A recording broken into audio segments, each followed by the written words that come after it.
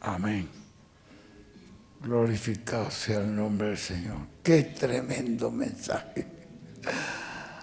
Bueno, ya con ese mensaje que nos dio, ya quedamos completos. ¿Cuántas cosas tocó el profeta ahí en un solo mensaje?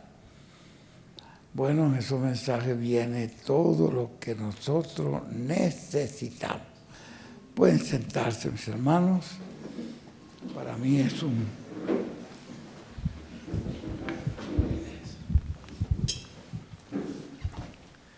un gozo, es un privilegio muy grande poder estar aquí. Porque estoy como, está bien así, está bien así. Privilegio, un gozo muy grande poder estar aquí con ustedes. Ya le escribí al profeta porque esta tarde a las 4 tenemos una actividad aquí con el hermano Antonio. Y entonces le dije yo a él si tenía algunas palabras ahí. Si no, tenemos de estos mensajes que él nos predicó allí en Palmira. Fíjense ustedes, este fue uno. Pero ve cuántas cosas nos enseñó él allí, de lo que había mucha gente, y yo fui testigo de eso, de gente que lucharon en contra a la construcción de la carpa. Aún recuerdo yo algunos ministros, ¿no?, que eran contrarios a que esa carpa se construyera. Eran contrarios. Y que dijeron, eso nunca se va a construir, eso nunca, esa carpa nunca la van a poder construir.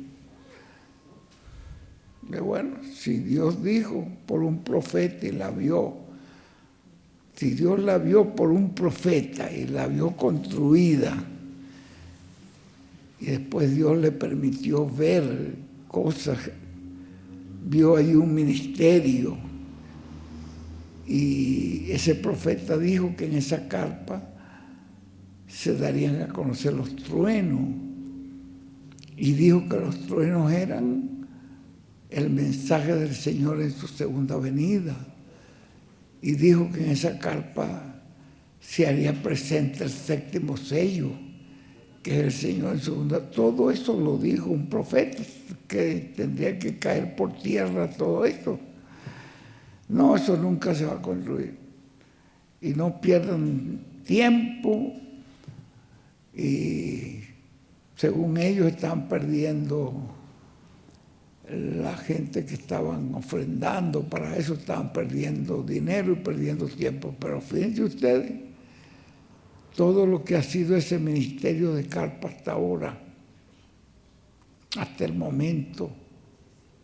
La carpa en sí, sin todavía estar construida, sino en el proceso de la construcción, sin haberse terminado, ya la carpa fue un instrumento de unidad que todas las iglesias en toda la América Latina y en Estados Unidos y en el África y en Europa y en todas partes donde había grupos, nos unió a todos y todos nos encontramos unidos mensualmente colaborando con esa carpa. Una unción de unidad que la trajo Dios aún en el proceso de la construcción. Así que la palabra de muchos de esos ministros que hoy no están presentes, que hoy están todavía opuestos, pero ven ustedes, la carpa se construyó y la carpa ha hecho un impacto muy grande en la vida de todo el cuerpo místico de Cristo. Porque realmente este mensaje, como decía él, el abrirle los ojos espirituales a una persona y llegar la persona a ver el cumplimiento de lo que Dios tiene para este tiempo, es hasta más grande que abrirle los ojos literales a un ciego. Porque ven ustedes, un ciego se le abrieron los ojos literal, muchos les abrió Jesús, pero después al final se le cerraron y se murió la persona. Pero con los ojos espirituales abiertos, la persona permanece para siempre. ¿Recuerdan ustedes lo que dice la Biblia de un ancianito que ya estaba muy anciano, pero que había tenido una promesa del Espíritu Santo? Eso está en la Biblia. Había tenido una promesa del Espíritu Santo que él no moriría hasta que no viera al Señor en su venida. Y él estaba en el templo todo el tiempo pendiente, ahí vivía con los sacerdotes. No era sacerdote, pero era un profeta. Ese viejito, Simeón creo que se llamaba. Y el hermano Branham dice que por el tiempo había perdido la vista.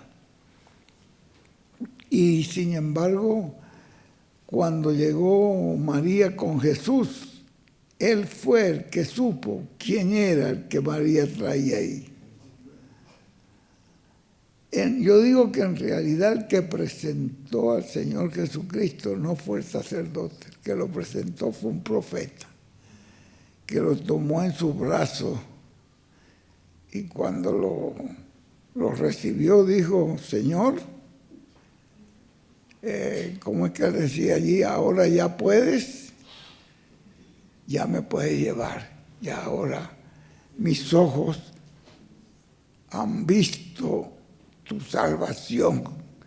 Y resulta que estaba ciego. Entonces, ¿con cuáles ojos lo vio?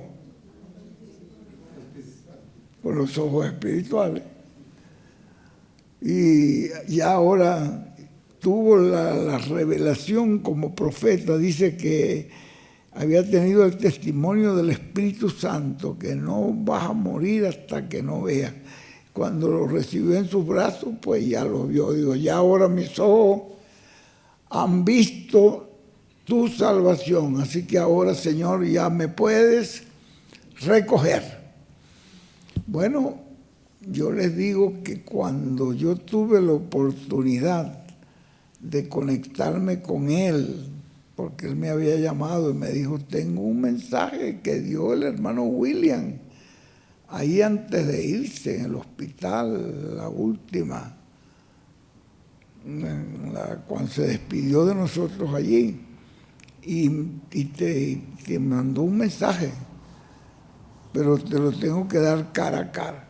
Bueno, pero cuando no pudimos tener ese encuentro cara a cara como él quería personalmente, lo hicimos por una computadora, yo viéndolo en una computadora y él viéndome a mí, y me dijo: este es el mensaje que el hermano William dejó ahí para ti. Y cuando lo vi ahí, allí vi al ungido de Dios.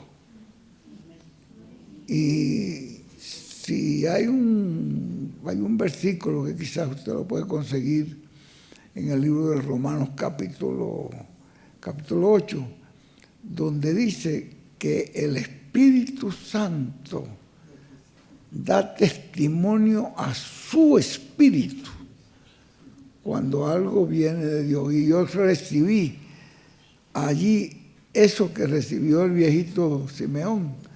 Recibí el testimonio del Espíritu Santo a mi espíritu, que ese era el ungido de Dios.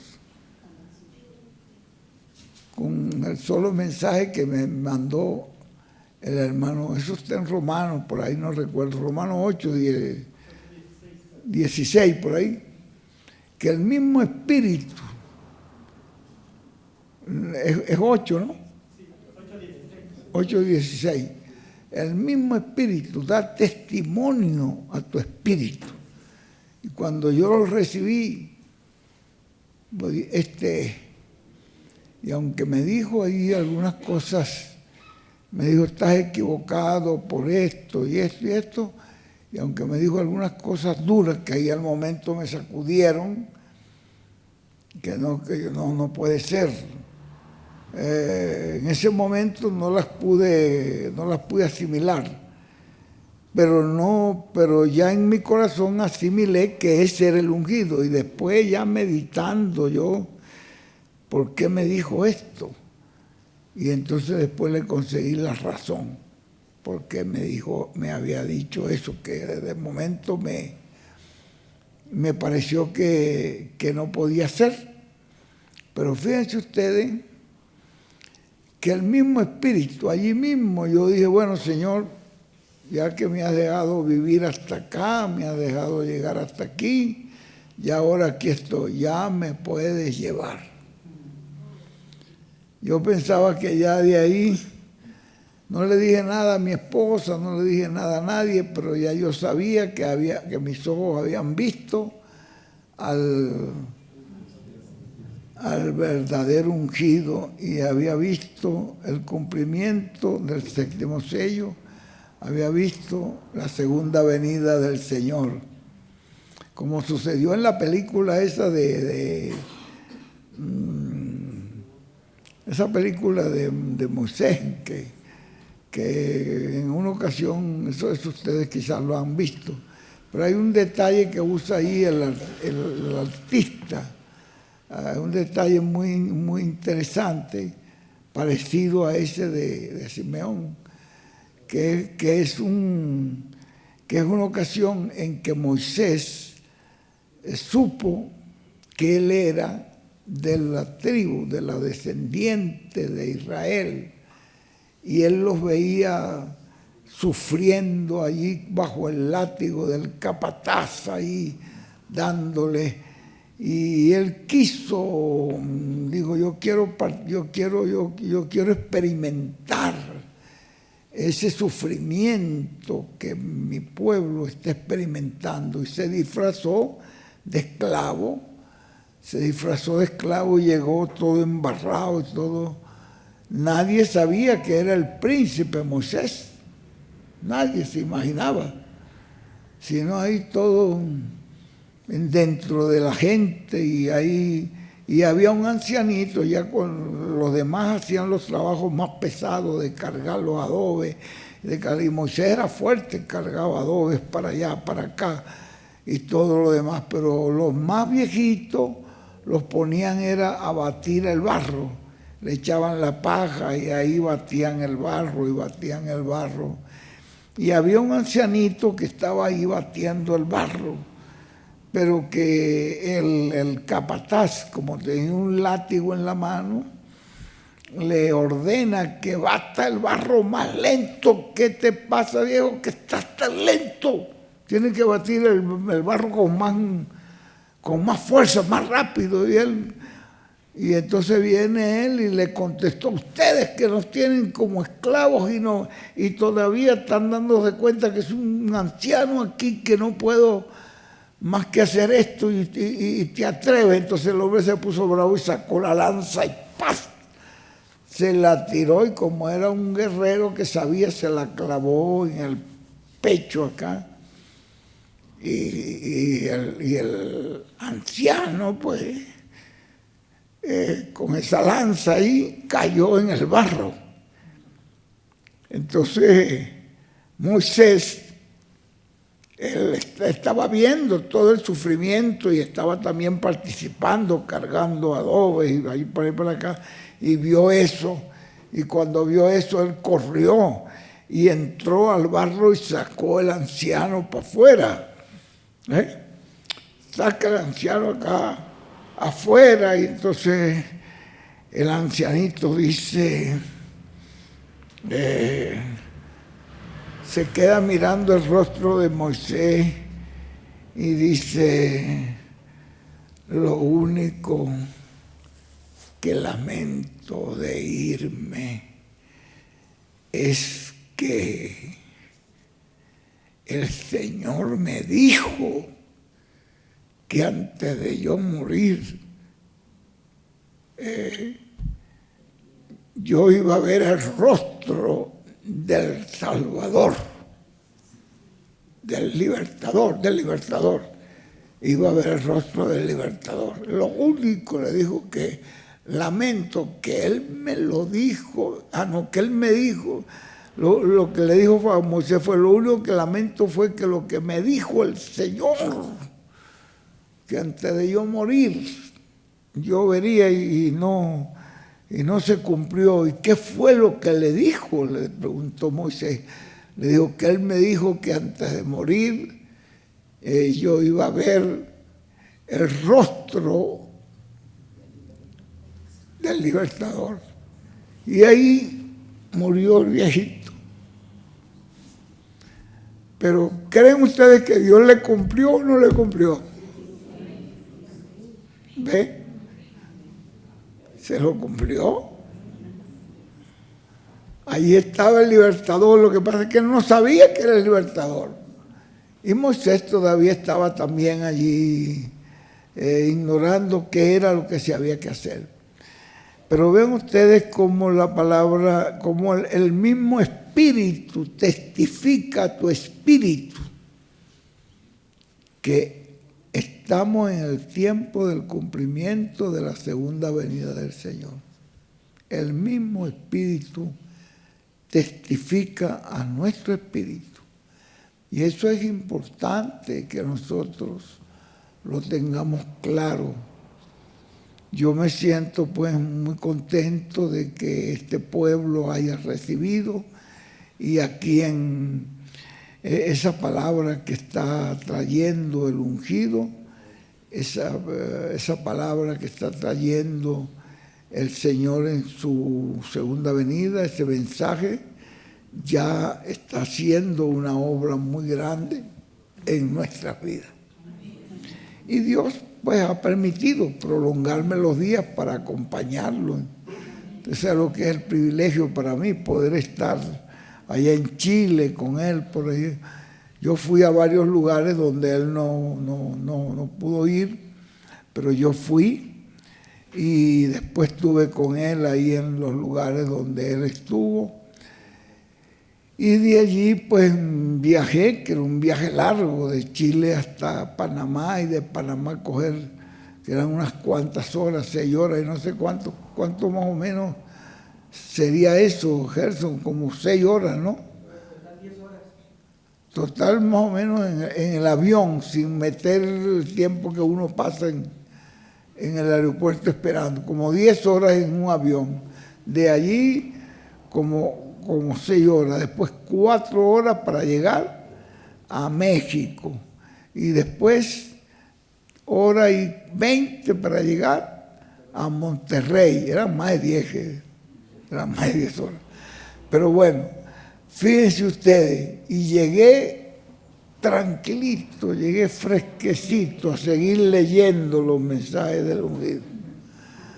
Bueno, yo estoy con mi esposa, llegó toda cansada, llegó a acostarse.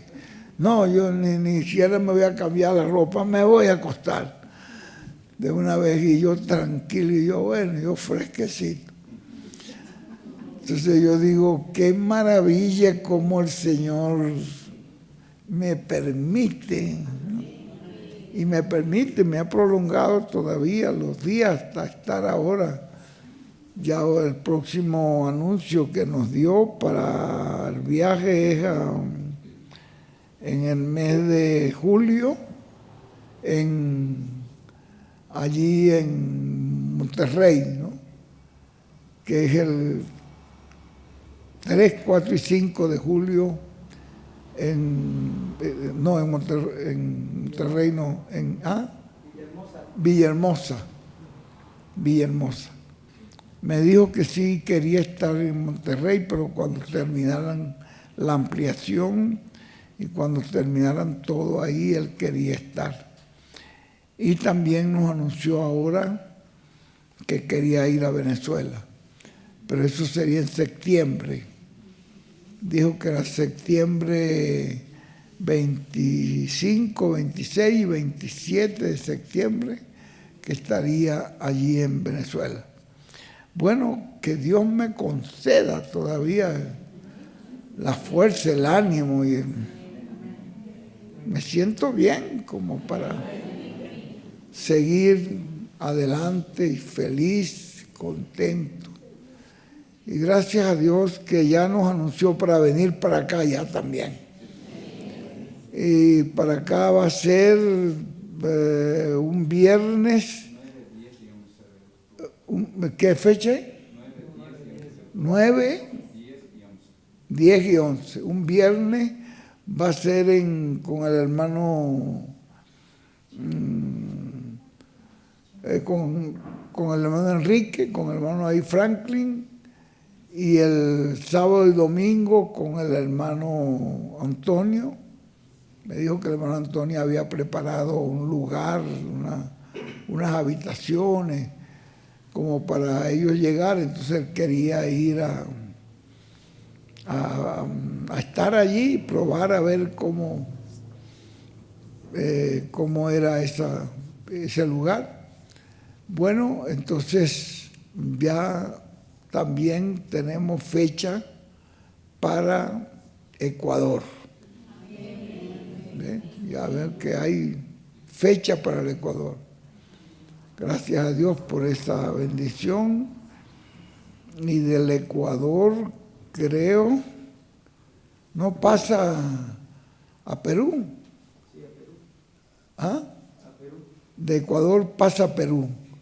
También va a estar ahí en Perú un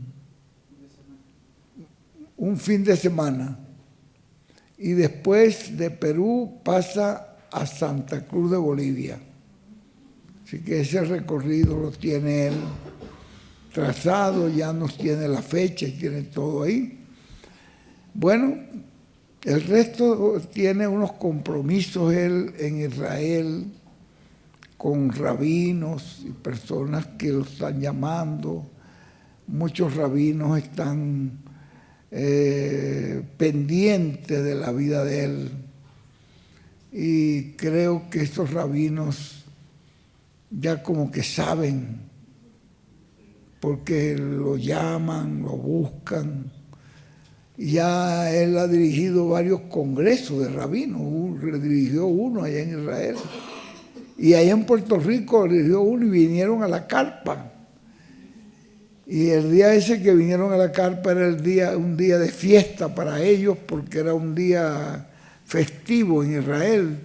Y allí se agarraron de la mano en medio de la carpa y comenzaron a danzar los hombres agarrados de la mano. Y ahí agarraron también a José Benjamín Pérez y lo metieron en la danza que estaban ellos. Era un canto que estaban. Ya José Benjamín Pérez les preparó un canto para que y el canto es un canto profético. Ya les preparó un canto a ellos para cuando se reúnan así a danzar, tengan ya ese canto. ¿No lo oyeron ustedes? No lo han oído, ¿no? ¿No lo has oído, Gerson? Sí, lo puso en la plática de Chile. ¿Se acuerdan que lo puso ahí? Ahí en la de Chile lo puso. Digo, ese canto es especialmente para esas danzas. Esa danza, como el que hablaba de Jerusalén, como el lugar. ¿No lo tiene? No lo tengo. ¿No lo escribiste? ¿No lo grabaste? ¿Ah? No lo tengo.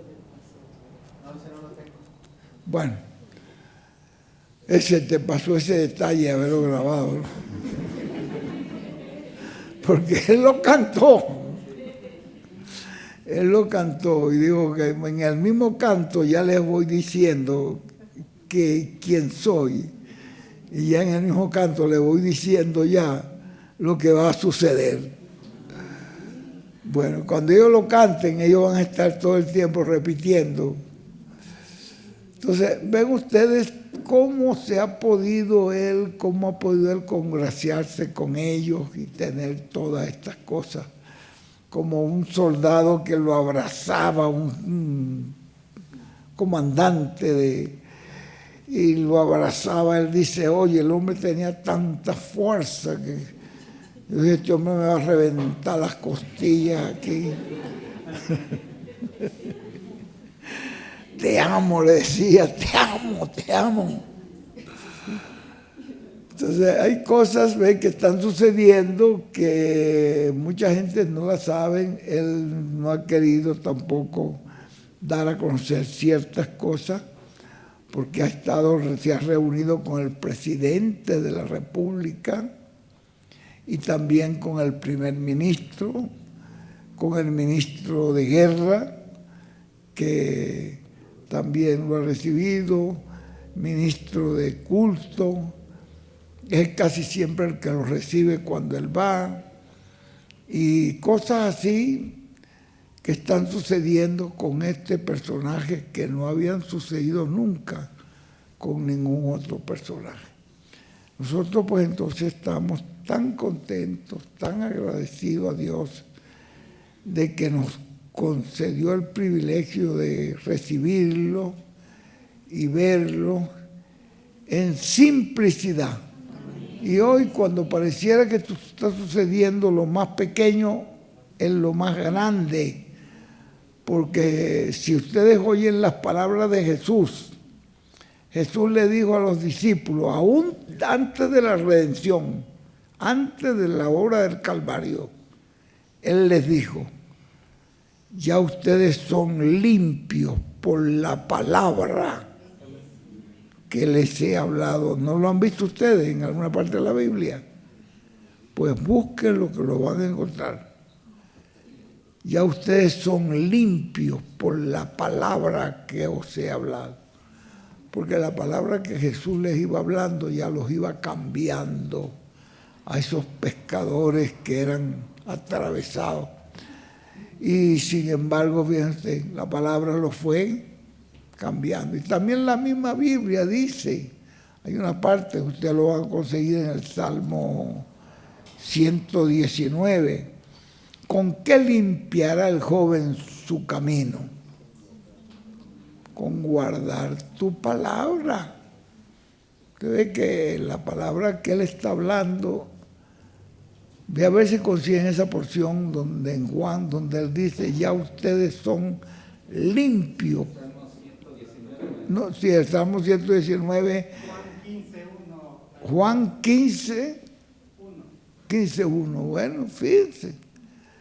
Ya la palabra que él les estaba hablando, ya los estaba limpiando.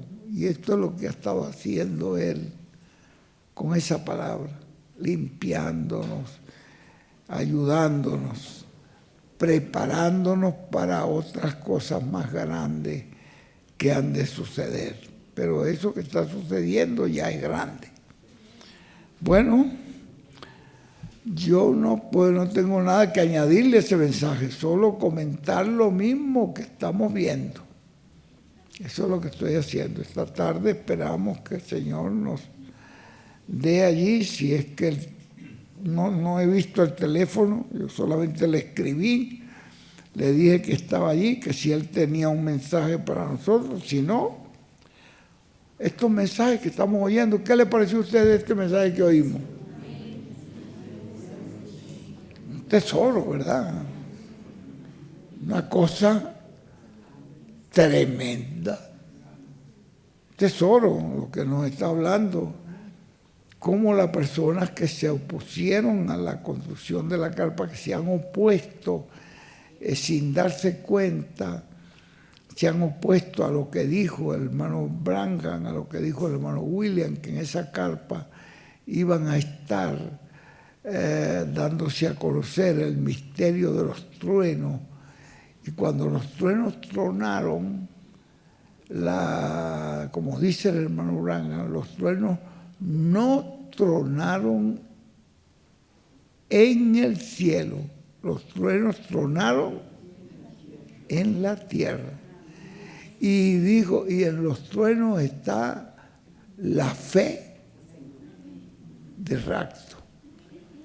Ahora, anteayer les leí, o ayer, no recuerdo cuándo fue, quizás, les leí, no recuerdo si fue en el tomo 4 de noviembre o el tomo 5, donde él dice que los creyentes que partieron en las edades de la iglesia ellos no tuvieron la oportunidad de oír los truenos, y sin los truenos no hay fe de rapto ni de resurrección. Y estos truenos, como no truenan en el cielo, sino aquí en la tierra, ellos tienen que estar, ellos están oyendo actualmente lo que esos truenos están hablando.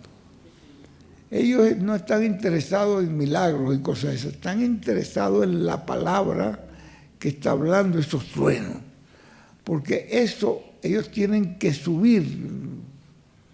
La porción ahorita no recuerdo no sé en cuál de los libros fue que lo leí, si fue en este 4 que él habla de eso, pero no recuerdo, fue en uno de esos libros que él dice que los truenos, que ellos están pendientes, ellos están vigilando, pendientes. Los primeritos que llegan al culto son ellos, los cultos que va a tener el mensajero cuando él va a predicar, los primeritos. Esos están ahí de primero, y ustedes no lo ven, pero vienen. Sí, pero sí lo estuve leyendo, me llamó la atención porque dice que ellos necesitaban oír eso para poder subir a la edad de la piedra angular y poder tener la fe para ser resucitado, así como, no fue en el 4, fue en el 5, entonces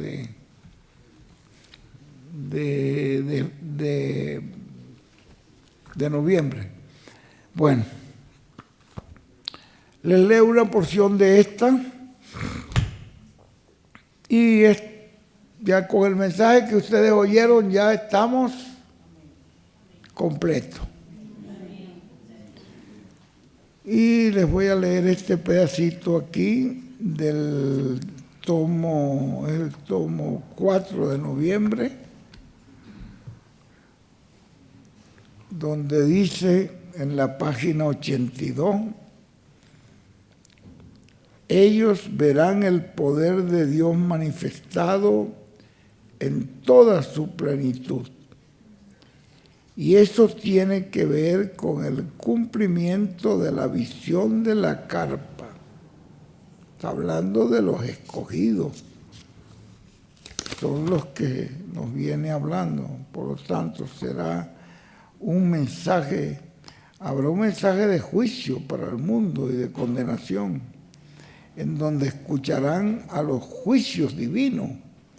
Van a oír al profeta hablando de juicios también, los juicios divinos, y han de venir sobre la raza humana, sobre ellos, sobre las naciones, sobre los individuos. Ellos verán el poder de Dios manifestado en toda su plenitud. Pero, fíjese, eso tiene que ver con el cumplimiento de la visión de la carpa que tuvo el reverendo William Branham. Allí es donde estará manifestada la visión de la carpa en toda su plenitud. Y eso será en el tiempo en que Cristo adoptará al mensajero del día postrero, que será un mensajero dispensacional.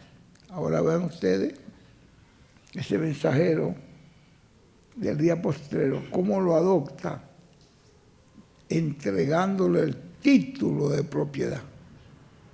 ¿Ve? La gente no supieron lo que aconteció con la vida del hermano William. El hermano William ya sabía y nos había dicho que el Señor le reveló que la vida de él eran solamente 77 años. Del 1940 hasta dónde llegarían los 77 años. 40, súmenle. ¿Cuándo? 2017. El 2017. El 2017, nada menos que en la fecha de su cumpleaños, la noche anterior, ¿no? Que fue el 13 de junio, el cumpleaños el 14. Pero esa noche ya se contaba. Fue la noche en que él partió, que el hermano Benji oró por él y resucitó. Lo llamó a vida. Y por eso cuando él apareció, cuando él volvió, porque el médico dijo ya, no hay más nada que hacer. El médico salió del cuarto, le habló a la familia, que estaba reunida en un cuartico al lado de donde estaba él, hay un cuartico especial donde reciben la familia, y le dijo ya, no hay más nada que hacer, ya se fue. Entonces pasa una hija y le dice, ¿por qué no oras por él, Benji? Y Benji pasa y él dice que le puso su mano en la cabeza y oró por él. Es la primera persona por palabra hablada que resucita. Cuando él volvió a la vida y respiró, le dijo, gracias, Benji. Dijo, gracias. Y después, ya el día siguiente, toda la vida de él se iba a cumplir en esos 77 años y estaba exactamente. Es cuando él le dice, aquí tengo el título de propiedad. Si lo trajo fue para dárselo a una persona, no lo iba a traer para volvérselo a llevar. ¿Ustedes me entienden? Aquí está, le dijo. Y Benji dice que no entendía, pero él le decía, aquí lo tengo. Bueno, y cada vez que lo veía, le decía, pero él no lo entendía bien. Pero después le entregó todos los libros, y en esos libros vas a encontrar todo. Ahí está escrito todo. En esos libros estaba escrito. Les quiero leer este escrito que dejó él, el hermano William, en uno de estos libros del hermano Branham. Él dejó este escrito en la página, estoy leyéndola en la 82, le voy a leer ahora en la 83, donde él escribió. Dice que al igual que sucedió,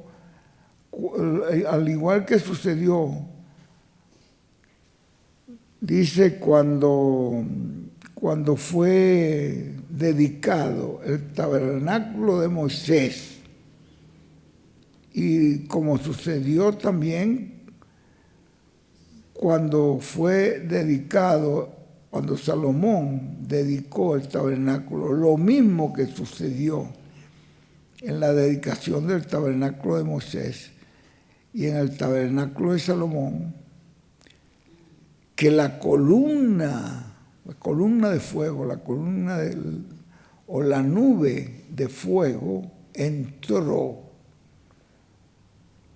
a ese, cuando Moisés lo dedicó, bajó la columna de fuego y entró, y los sacerdotes no podían entrar porque se llenó la gloria de Dios, llenó el lugar. Y lo mismo pasó cuando Salomón dedicó el lugar. Léanlo en la Biblia para que vean. La columna de fuego bajó. Dice, y entró la gloria de Dios. Y en su iglesia, que tendrá una carpa catedral. ¿Qué iba a pasar cuando esa carpa fuera ya terminada? ¿Qué fue lo que vio el hermano Branham? Vio la columna de fuego que bajó y entró al lugar. Vean ustedes, esto lo dejó escrito él solamente con su puño y letra, y aquí está. Si quieren leerlo tal como él lo escribió, aquí está, con la puño y letra de él está aquí. Yo se lo estoy leyendo, ¿sí? Igual que sucedió cuando fue dedicado el tabernáculo por Moisés, y como sucedió cuando fue dedicado de Salomón. Aquí está, si lo quieren leer la letra de él o el escrito acá. Entonces, ahora vean, el pueblo está esperando esa manifestación de Dios en toda su plenitud. ¿Para qué? Para la adopción, la redención del cuerpo, o sea, la transformación. Por eso, la tercera etapa, al ser cumplida en una gran carpa catedral, es ahí y desde allí que se estará dando a conocer, es desde ese lugar, donde se estará dando a conocer ese misterio del séptimo sello, y daría a conocer la venida del Señor con sus ángeles, lo cual es la fe del rapto. Si ustedes han recibido ya al mensajero, como dijo el hermano William en un mensaje, si usted lo recibe, está recibiendo al séptimo sello. Ustedes están ya recibiendo fe de rapto. Ya ustedes aquí en la tierra no tienen otro paso sino esperar ese momento, porque van a ser transformados y raptados. Ya ustedes lo recibieron, ya esa semilla está ahí. Cuando nazca esa semilla, ¿qué va a producir? Pues lo que fue hablado, fe de rapto. Miren qué bendición que Dios nos permite llegar a esta edad, ¿verdad? Porque Moisés dijo en el Salmo 90 que Dios estableció para la vida del hombre 70 años. El que llega a los 70 años, dele gracias a Dios porque llegó a la edad.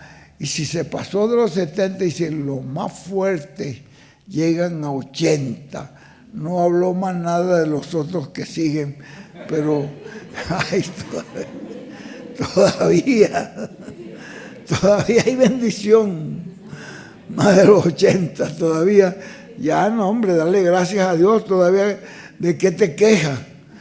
Porque hay gente que se quejan, que me va a estar quejando yo, lo que me estoy dando gloria a Dios y feliz y contento todos los días en la mañana, gozarme, reírme y darle gracias al Señor y feliz, bendecir al ungido. Que ya pasé de todo eso.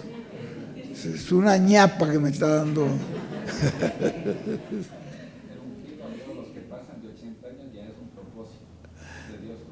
Bueno, ya hay un propósito de Dios con esa persona. ¿Ve? Pero si las personas conocieran ese propósito, pero hay personas que ni siquiera saben. Pero usted lo sabe. Y usted está contento, está feliz. Y la gente, como decía él, el mensaje, uno de esos mensajes que de allá en Palmira, por ahí, que la edad para morirse no hay edad. No hay edad para morirse. Hay gente que se muere jovencitos, chachitos, se mueren en un accidente, o jóvenes que se mueren. Dice, no hay edad. La única requisito que usted necesita para morirse es estar vivo, más nada. Eso es todo lo que usted necesita. Entonces imagínense, no hay edad, dice él. Dele gracias a Dios ¿Cuántos problemas habrá pasado en la vida suya que Dios lo ha librado? Y usted no lo sabe. Ayer en el aeropuerto me llega un hermano y me abraza. Me dice, yo soy de Valledupar. Y usted no sabe que yo fui el hombre que lo salvé a usted. Le dije yo, sí, yo sé que yo estuve al borde de la muerte ahí en Valledupar. Porque un señor que era el jefe de la, no sé qué, cómo llaman eso ahí en Colombia, de esa policía que es la que investiga, que es la que... Bueno, ese día en la mañana, cuando yo me levanté, teníamos una actividad con los jóvenes y yo había ido a esa ciudad a tener esa actividad con los jóvenes. Allí había muchos jóvenes que habían venido de diferentes lugares. Entonces, esa mañana yo busco el periódico, ahí en el hotel habían unos periódicos que regalaban a los que estaban ahí hospedados, y busco el periódico y lo leo y veo entonces que habían el día anterior, un día anterior habían matado a unos venezolanos y les cortaron las manos y le rompió toda la cara, no los pudieron reconocer. No los pudieron reconocer porque le cortaron, por las huellas digitales no pudieron porque le cortaron todas las manos y quién sabe dónde las tiraron, ¿no? Y, oye, qué barbaridad. Yo digo, bueno, yo leí eso. Y en eso en la mañanita me llega la policía y me lleva preso. Yo digo, ¿y por qué? No me dijo, no, nada, que me metieron en un calabozo. Así estaba la oficina del jefe y el calabozo estaba aquí al frente y era un calabozo donde tú no podías sino estar parado. Y me echó el candado y me dije, bueno. Lo único que oí que el jefe dijo, mételo ahí que yo lo deporto a la noche. Fue la única palabra que yo oí. Mételo ahí que yo lo deporto a la noche. Bueno, yo cuando vi la cosa del periódico, yo tenía el periódico todavía en la mano cuando me llevaron para la policía. Yo estuve leyendo y bueno, yo dije, entendí qué era lo que el hombre quiso decir. Dije, bueno, hasta aquí llegó mi día, Señor, ya examíname si hay algo que no está bien, cuántas faltas cometerá uno en la vida, cuántos errores, tú me perdones, tu sangre me limpie todo pecado, prepárame porque por lo que yo veo. Bueno, ese día en la mañana,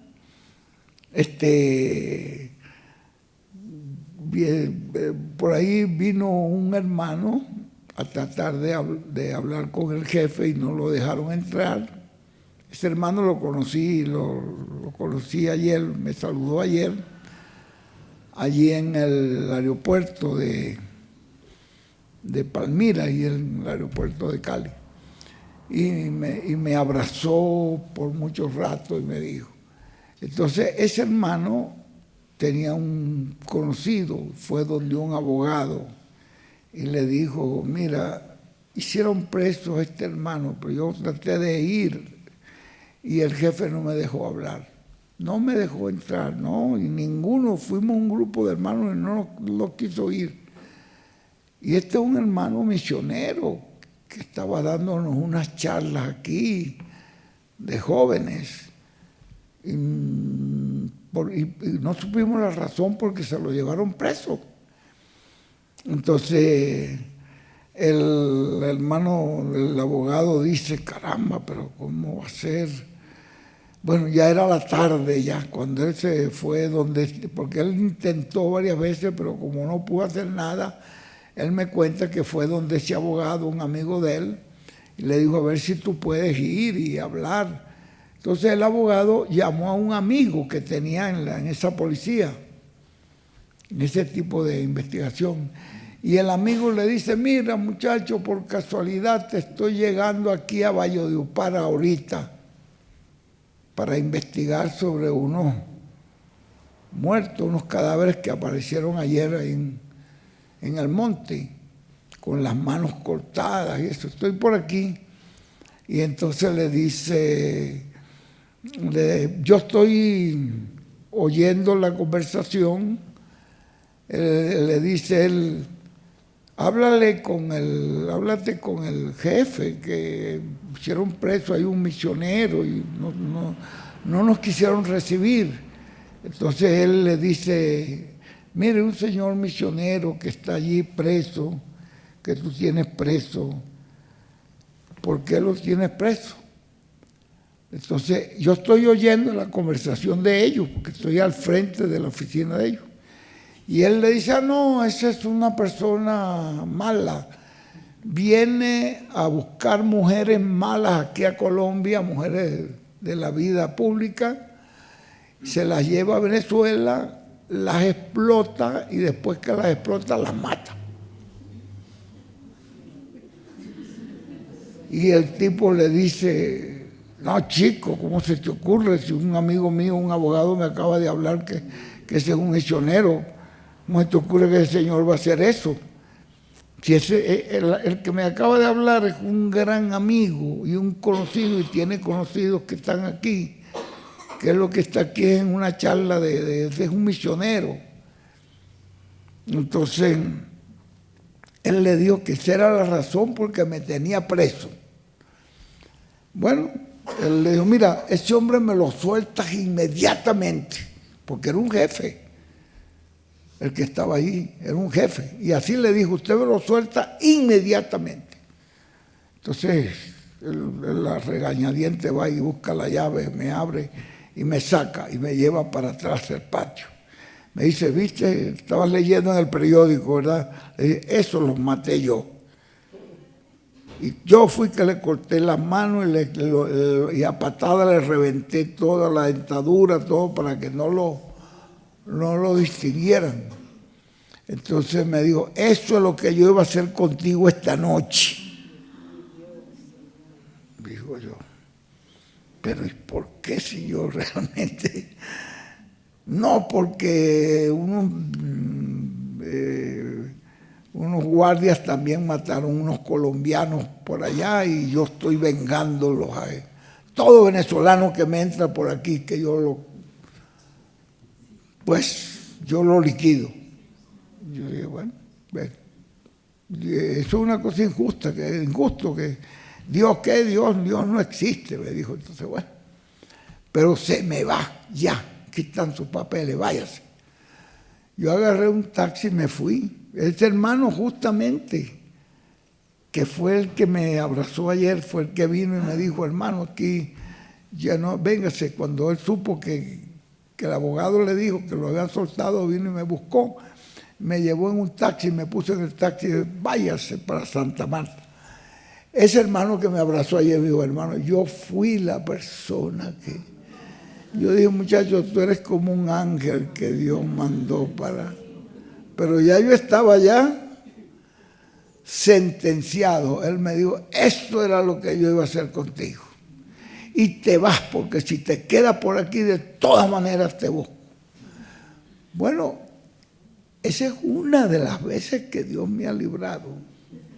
Si yo le cuento, me faltan dedos en la mano para contarle, pero es una de las más suaves.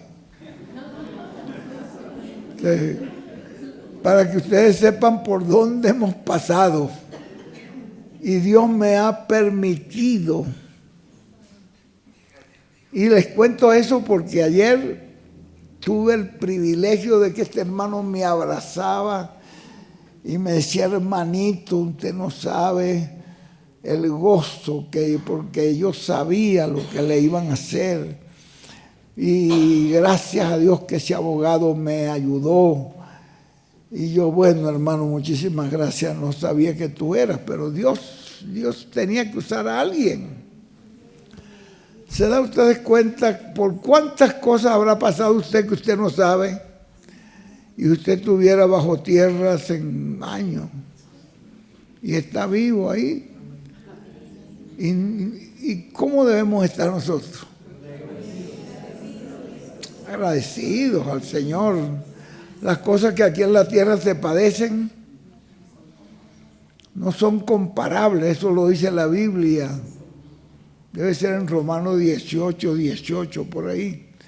Las cosas que aquí en la tierra se padecen no son comparables con las glorias que en nosotros han de ser manifestadas. Busca por ahí, Marco, a ver si es el 18 de Romanos 8, 18 o 10, por ahí está, 19, por ahí.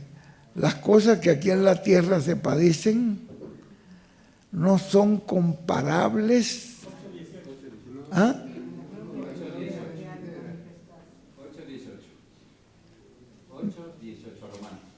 8, sí. 8:18. Bueno, ya ustedes ven, no se pueden comparar, son boberitas que pasan y usted se ahoga en un vaso de agua. Ahí, sí. Por cosas tontas que pasan en la vida que ni siquiera tienen importancia.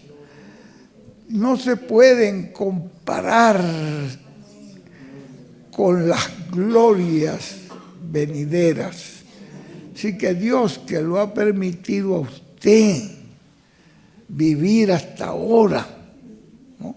Yo me siento feliz, porque yo conozco mucha gente que menos que edad que yo, que ya no me funciona este oído, que no me funciona este, a mí me funcionan los dos igualitos y bien, clarito, para oír todo lo que el profeta habla.